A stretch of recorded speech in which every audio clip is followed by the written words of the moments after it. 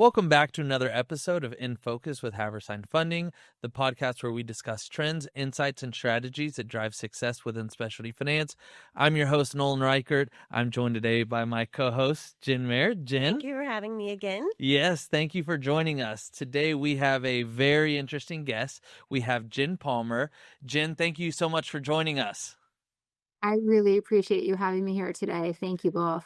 Absolutely. And for our viewers and listeners that may not know Jenn, Jenn has been in commercial finance for almost 20 years, including her tenure as CEO with Gerber Finance, where she grew the portfolio almost 150%, then sold to eCapital as well and served as the CEO of eCapital ABL, and then moved on to launch her own ABL group, JPalmer Collective. Jenn, very impressive background, very impressive journey. I don't want to steal all your thunder. Can you walk us through your journey, how you got into the space and sort of the transition between the groups that you served into where you are now? Yes, well, Nolan and Jenn, thank you so much again for having me. I feel so honored. And let me just first by saying that, this journey that I'm on, this was never supposed to happen, like ever. Interesting. Okay. Yeah, it was really, really random. I mean, I was actually supposed to go and get my PhD in art history. Yeah, and it was 2001, and I just couldn't leave New York at the time. New York is near and dear to my heart, and we were just very affected by what was happening at that time. So it was sort of like an opportunity to say, what else is out there? So I ended up going to law school, and when I graduated law school, I should say, is a better way. My parents were very proud that I actually finished. I joined this really young finance company called Gerber Trade Finance at the time. And Gerber Trade Finance was this pretty young company that was just lending on inventory. They were one of two companies lending on inventory at the time, just inventory. Mm-hmm. So we were sharing deals with factors and we were sharing them with banks. And it was a really amazing opportunity. And I think it just lucked out. Like, I had no intention of going into finance. I certainly didn't dream of becoming an ABL lender when I was a little girl. But I took the interview just to practice my interviewing skills. And I just immediately became like really excited. Awesome. Yeah. I know. Yeah. Like, I mean, I was like, I haven't interviewed in a long time. Let me just remember what it was to interview. Yeah. Yeah. So I just like walked in there like the day before Memorial Day, which is like sacrilegious in New York. You should not be in the city that day. And I walked in, I just like fell in love with the culture and what they were doing. And I was like, all right, I'll try this like for like a year. Like, I'm going to try this for a year. And I blinked my eyes, and 17 years later, I was still there. And it was a great ride and great people. We grew the firm. I became president. We helped our clients through the GFC, the Great Financial Crisis, for anybody who's young in the industry. We got our clients through that. We grew. We prepared it for a sale. We built out the infrastructure. We sold it. I stayed on. We helped the company and the clients through the pandemic, continue to grow, continue to do really well despite competing with free PPP money, and it was a great journey. And after I left the end of December 22, I was like, well, now what? And starting JPalmer Collective was just the obvious next, step. Mm-hmm. And so I started it March 8th, International Women's Day, 2023. So we just had our second year birthday or 2nd anniversary. Yeah. And it was just a natural trajectory. And, the idea was just to make financing more inclusive for women. And I'm proud to say that today our portfolio is 68%.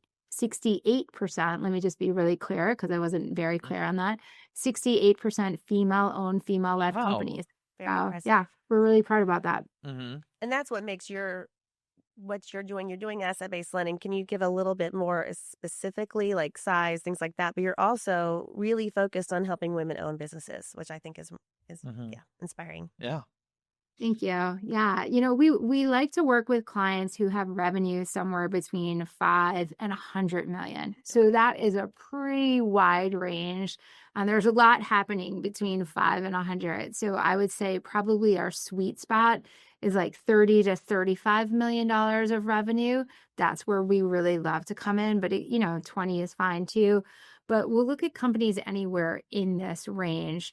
When companies are coming to us, they're usually coming to us for one of two reasons. Either they've been with a bank and they don't fit the bank model anymore because they either blew through a covenant, they had a year or two of losses, Mm-hmm. or something happened in the industry or with the bank, and that's why they're looking for us.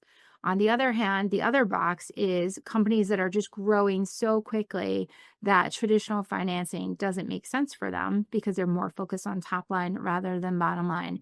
And we always say, like, we can tolerate losses as long as there's net worth on the balance sheet. Mm-hmm. So it doesn't matter which box you're in, but what we're really looking for is a long-term relationship with our clients. We want to help our companies grow. We want to help them be profitable, get to profitability, and we want to have a long-term relationship with them. We're not just collateral lenders that say, it's okay if we have to liquidate in 6 months. If that's the situation, we're probably not the right lender. So we might be a little bit more conservative because we really care about the balance sheet and what the equity side looks like. But we like the relationship side of this business, and we just want to have long-term relationships with our Mm-hmm. clients. Awesome. Yeah, that's awesome. And one thing that is so impressive and inspiring is, throughout your journey, you were, you could say that you were very successful prior to starting J Palmer Collective. What, taking that leap of faith, what was the big push? How did you know that, hey, this is absolutely, I'm going to attack this head on? And can you walk us through some of the experiences that you had or things that you would have done different in those early stages? Oh, great question. I think that after leaving Gerber, which then rebranded to eCapital, um, there was just like never a question. Like, I think that, my last day at Gerber eCapital was like December 5th, and everyone's like, you should definitely take some time off. And I was like, yeah, that's definitely not going to happen. Like, yeah, okay. Like, I think the next day I went Christmas shopping and then I was like back at my desk, right there after working all through the time that absolutely I should have taken off. And so biggest mistake was not listening to the people older, wiser, who had been in that same situation. Yes, you should definitely take that time off, like 100%, especially if that time is between December 5th and January 5th. Right. Right. Nothing is happening. Like, nothing is happening. You're just driving yourself crazy trying to make something happen. So advice number one, take the time. Don't do what I did. And like, I literally took like 3 days off. And listen, it's been 2 years and there are so many days and I'm like, why did I fight so hard to get back into this industry? Like, why? Like, what was I thinking? This is not like a stress-free job. But I wouldn't change anything other than maybe taking December off.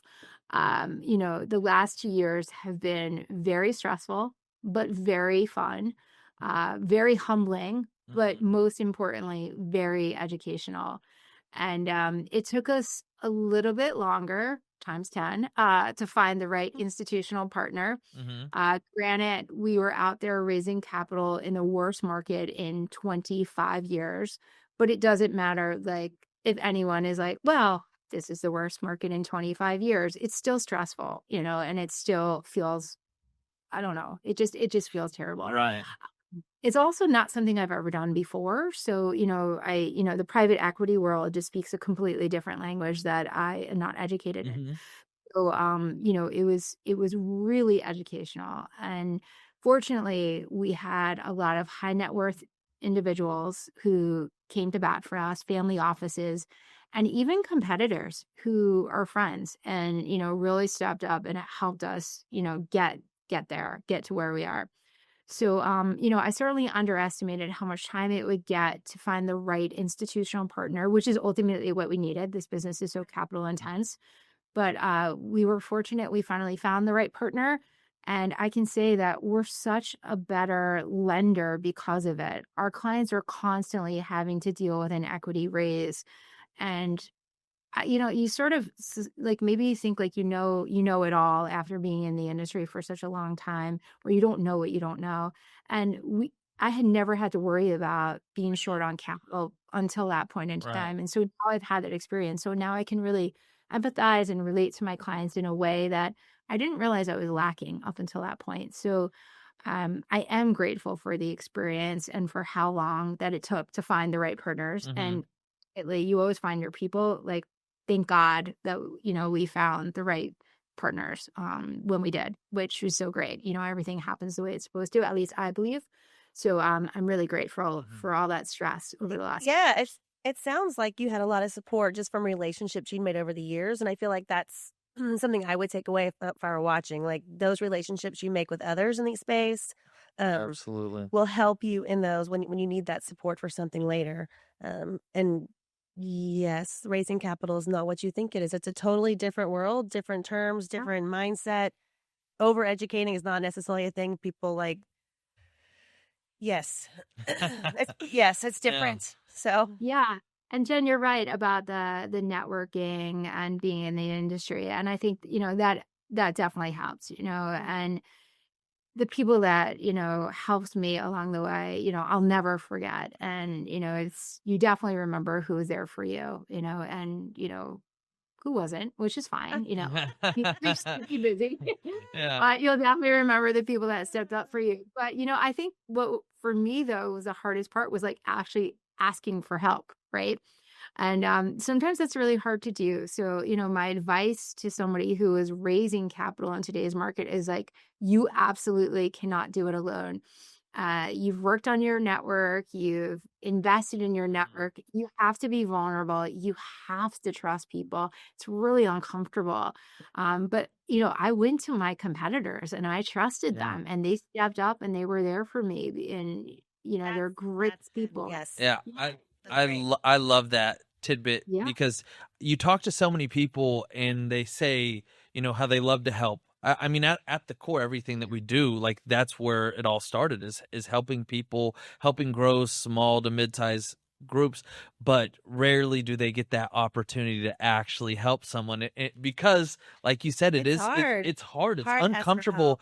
help. There's so many things in this industry that aren't talked about enough because it's like you want to keep it close and you're kind of shy, and raising capital is one of those things. It's, as you said, it is an experience that only a select few have actually had to live out.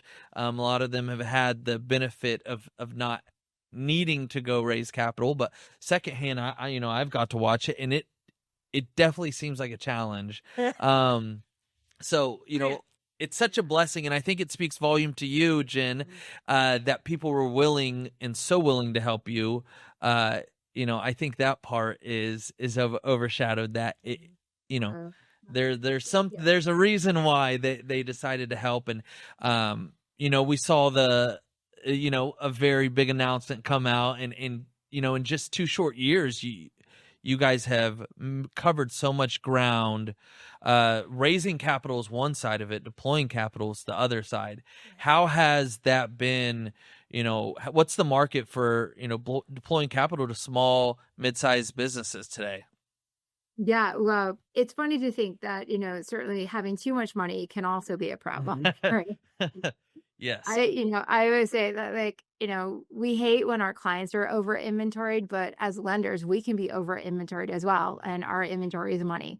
And so we went from one extreme to the other, right? So there was a time at JPalmer Collective where we didn't have enough money for the deal flow that we had, which, it's a great problem, but it's still a problem. Just like Mhm. when our clients get an order from Costco and, they can't fulfill it. It's still a problem. It's a really stressful problem, even though it sounds like a great problem. So we went through the institutional raise, and then I told my team, I was like, buckle up, like we're gonna have a new problem, and that's where we're gonna have too much money. And and that is a problem. At Gerber, we always had too much money. We were really, really fortunate though. It didn't cost us a lot of money to have more capital than we needed. So that was great. But it's something, that, I've experienced before. And, one of the things that we found was really interesting was like, it's easier to raise, in our case, like 250 million than 50.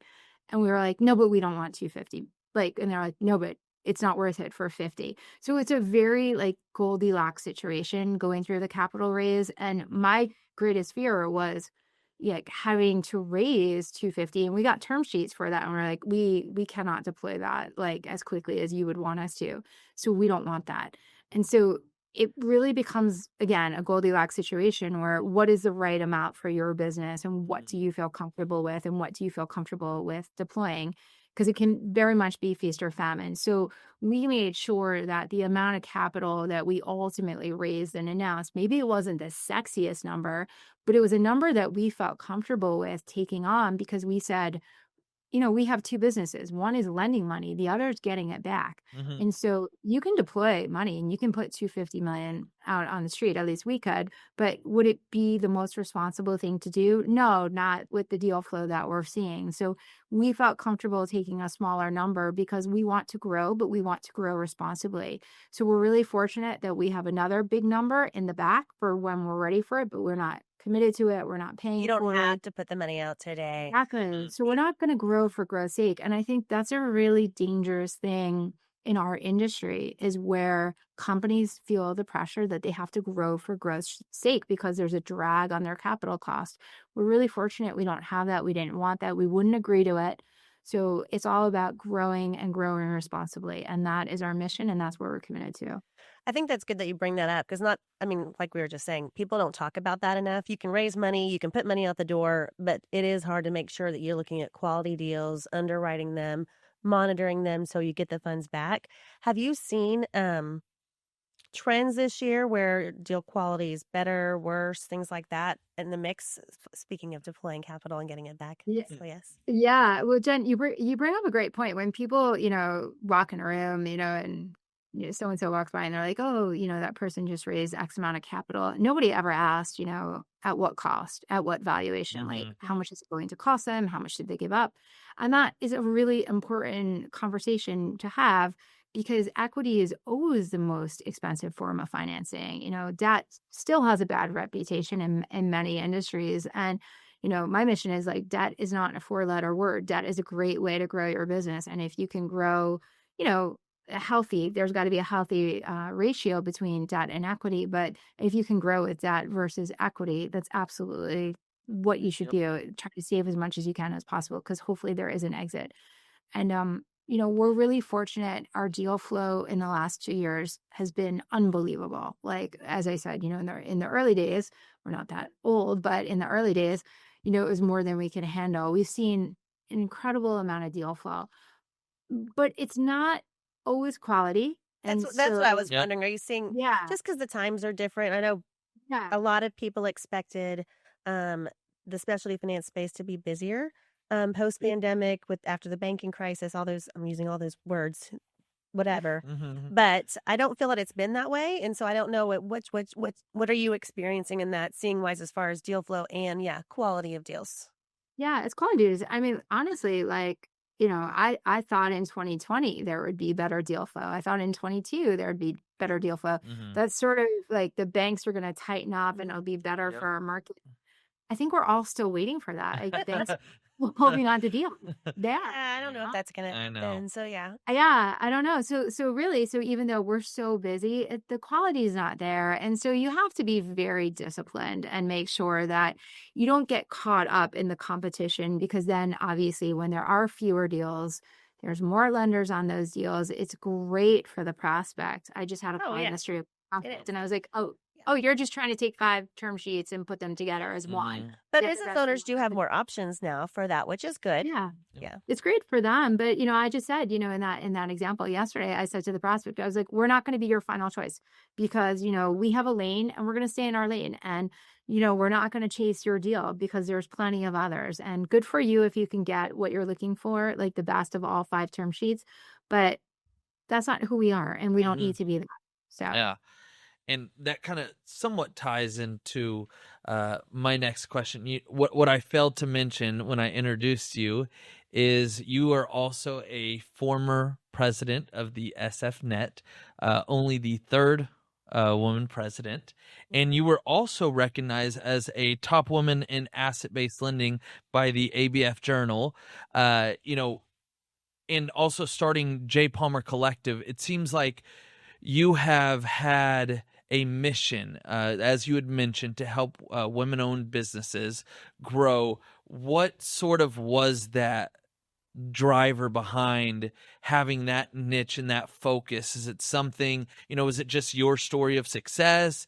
Is it you seeing a piece of the market that isn't recognized enough? What kind of drives that? Is it personal? Yeah. You don't know. Yeah, I'd love to hear, because it's very unique and it's inspiring, and it's very mission driven, and I'm very curious why.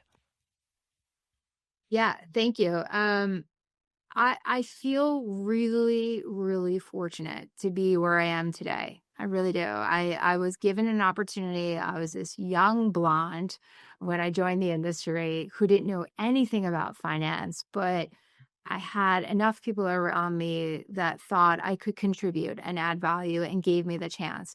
And also, really, most importantly, gave me the grace to let me fail and learn and move on and continue to go forward.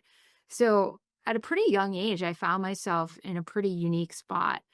And I realized early on, women continue to be underfunded. I have been in this industry now about 20 years, and women still get about 2% of VC checks. And, when they go for a line of credit, if they went side by side with a man, their equal counterpart, they get 33% less than their male counterpart. Yet they continue to outperform men. When they actually get the money, they continue to outperform men. So I just, am a person who had a working mom. My mom worked overseas. So I grew up with a unique perspective. Now have 4 girls, but really just found herself in a place where I can influence and make changes at a very early age. And one of my favorite stories is we had a client that came to our potential client that came to us, and all of the men at the table, at the credit committee table, said no to the product because they didn't understand it. And I said yes, and I fought for it, and we did the deal, and we continued to grow with the company, and they sold, and this woman had life-changing, generational changing wealth as a result of it. And the men just didn't understand the product, and, it wasn't right or wrong. It was just, I just had this unique perspective. And that was one of the real changing points in my career where I was like, you really can make a difference, and you really should. You have this responsibility given your position in power. And there's very few CEOs in finance that are female. And I am so proud, by the way, to be on this podcast with one of them. And so I know this is not on you, but I would like to take a minute to congratulate Jenn on being one of them. Thank you, Jenn. No, I mean, it's just incredible. And I think that, as women in finance and women, sort of in this position of power, we have this great opportunity. And for me, I just looked at it also as a responsibility. Credit is an art. There's no right or wrong. Everybody has their own view on it. And so I just have a unique perspective and a unique appetite and approach to doing business. And so I just want to make sure that we are not excluding men, but we're just doing our part to include women. Mm-hmm. Right. That is, well said. Yes, very well said. Very inspiring. This is our second year on the podcast, our second year highlighting women in finance. And it is, I love hearing their perspective and their story, because it's very inspiring, even as a man, because it's about facing adversity and kind of against all odds. And like you said, when women are in that position, there's no deviation in success. In fact, it might lean the other way. But it's so interesting to get a perspective where you feel like you had to do something more just to be on the same playing field. And we want to highlight those achievements and those accomplishments. So everything that you've done to this day it's very inspiring. So I wanted to take a moment to make sure that you got to tell that side on what your mission was. I didn't want to take away much of the trend side, because I think that's really important, and that makes what you do in JPalmer Collective special and successful. That you're able to highlight those things. And, to shift gears. Now I'm just listening at this point. I don't know where we're Yeah, going. So. but just kind of shifting gears a little bit back into trends. You'd kind of touch on a little bit what you're seeing in the ABL space. Is there anything that you're anticipating for 2025 to change? Oh my gosh. Well, it feels like we have change every day, right? Yes. So every, I mean, I log on where I get my news from, and I'm like, oh, what do we have today? So it's certainly an interesting market, and I think the only constant is change, right? So you can, the only thing that you can be prepared for is the unexpected. Mhm. So I think it's a really unique time. Obviously, all of our clients and potential clients are all on edge about tariffs and how tariffs were going to affect their business, and what that will mean. And then also just like from the work standpoint, how their workers will be affected. There's a lot of immigration issues right now and concerns, but there's also just a lot of concerns with human rights in general. So it's just a really hard time for our clients and potential clients as well. So I think that I don't know ultimately what it's going to look like when we end the year, but what I hope is that during the year, that we can all as lenders do our parts to support our clients during these difficult times, because I know sometimes, I might just feel like, a therapist for, our clients, and that's okay because they need that support because it's really lonely. They have a lot on their plate right now, and it's really lonely for the CEOs of our borrowers. And so we should just try to be there for them as much as possible. I wish I was a fortune teller, and I'm not. But I just think right now the trend is unpredictability, but there's a lot of emotions and there's a lot of vulnerability in the market right now. So whatever we can do would be great. I think from a credit standpoint, everyone has to be really mindful about how much risk they're willing to take, and there's a lot of changes going on. So I think that as an industry, we have a responsibility to be as disciplined as possible while helping our clients, because it's just better when we all succeed. It's better for industry. So we just want to be disciplined. I like what you said about the giving your borrower someone to talk to, because it's true. They can call their friends that are not going to understand the intricacies of what they're doing in their business. Those are not typically real conversations on how to help them in their business and what changes to make. They don't want to call their competitors and share those vulnerabilities. So there's not a whole lot of people unless they're in a specific leadership group or something like that. So we used to have that with our factoring and asset-based lending clients call us for those kinds of things. And today we talk to other lenders about what they're going through. And it does make a difference that we have been in the same places they've been in the past. Mm-hmm. So yeah, I get it. And I like that you highlighted that. Yeah. And coming from your lender, it comes from someone that you can trust. You're not getting bad advice. They want you to grow just as bad as you want to grow. So it's really, building that relationship is so key. One thing I thought was interesting, you said the only constant is change. How do you, and you had mentioned, determining your credit, how much risk you want to take on. How do you prepare for this change? How are you and your team preparing for this change? And for our viewers and listeners, what do you have any advice that you would give them? And then to add on another question to that, in a time where it's so uncertain, are you more risk averse? Are you more cautious? And I know there's more variables, but just really interested in your take on that. Yeah, well, you're absolutely right as far as the variables go, right? So we're still a newbie, in town or on the street, and so we have this money that we want to deploy. So obviously, you want to grow as quickly as possible. You want to get to where you think you should be, where you said you would be. And so it goes back to discipline, and you have to be disciplined. You can't grow for growth's sake. This is a long-term game. I've been in the industry now 20 years. Most of my team has been with me for 10 plus years. So we're not in just to build and, an exit. We're in this for the long term. So I'm so grateful that my team and I are on the same page as that as much as we're eager to grow, this is a volatile market. And so you do have to be more risk averse 100%, even though you want to grow. It is not a long-term plan just to grow for growth's sake. You have to be responsible. So that is our mantra, is to grow responsibly and be really disciplined and be a little bit more, mindful of the risk. And so, yes, absolutely. We're underwriting for all of the additional risks out there, and you can't underwrite for all of it, geopolitical risk or things that you just don't know. But, you can absolutely, reduce the projected volume, reduce the projected margin, see how the company would fare.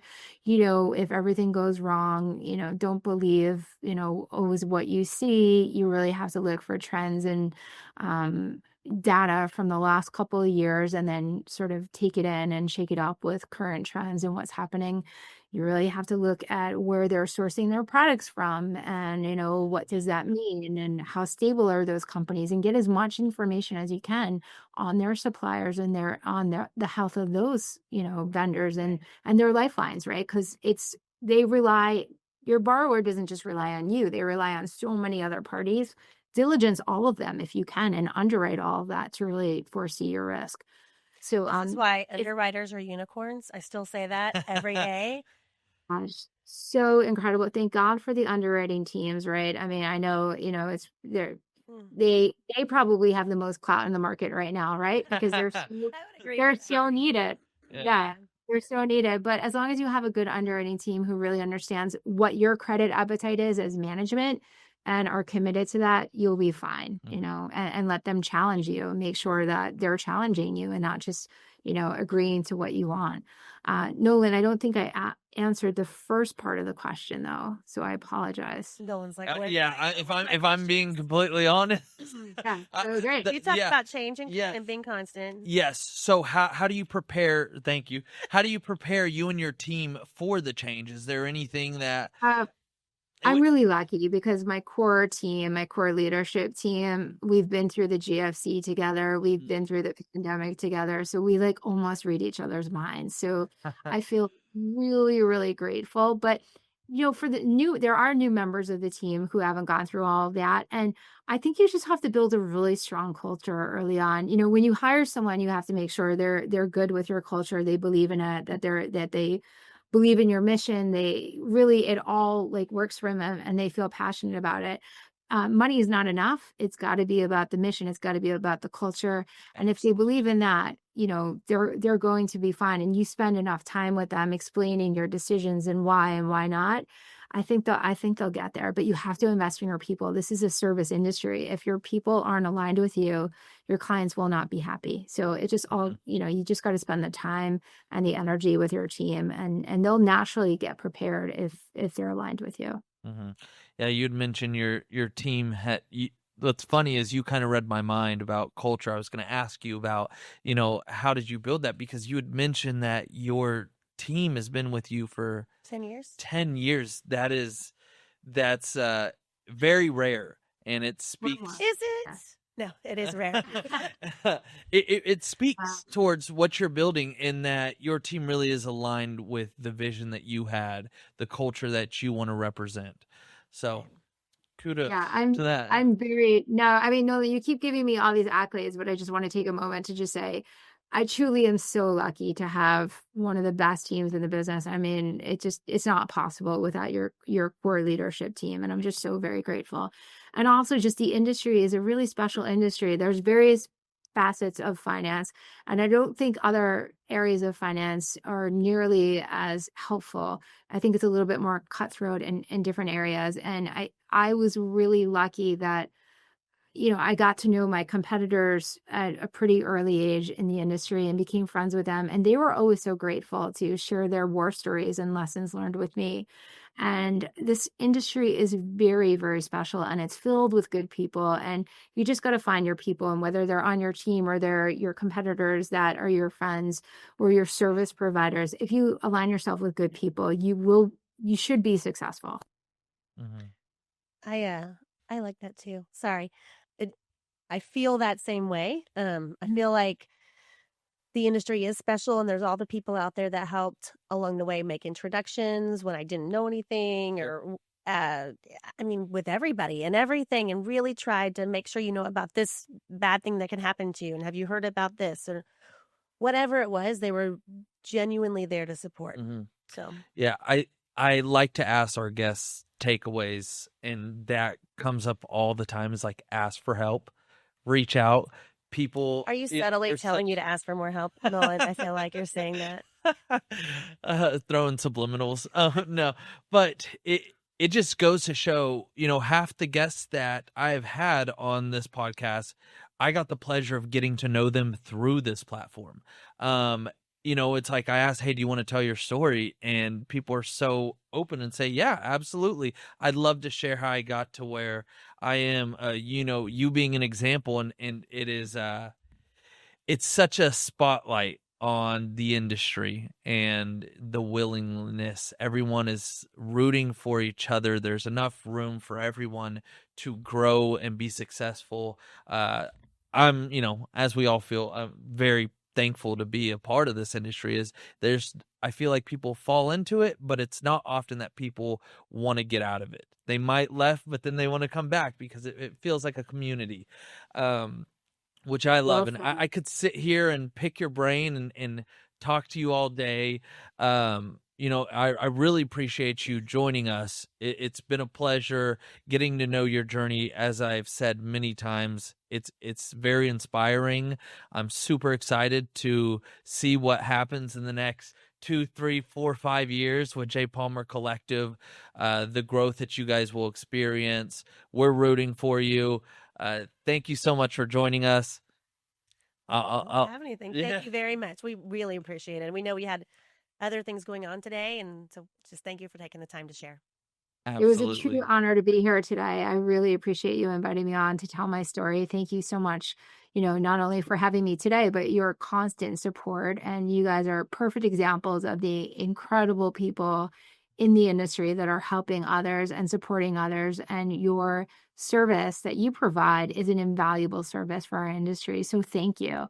And wishing you continued success. And just thank you for doing this. I hope you keep doing this, because the more stories that you share, the more that we all grow and learn. So absolutely. I couldn't agree more. And most importantly, thank you to our viewers and listeners for joining us on another episode of In Focus with Haversine Funding. Remember to stay informed, stay inspired, and stay on course to growing your financial platform. Until next time.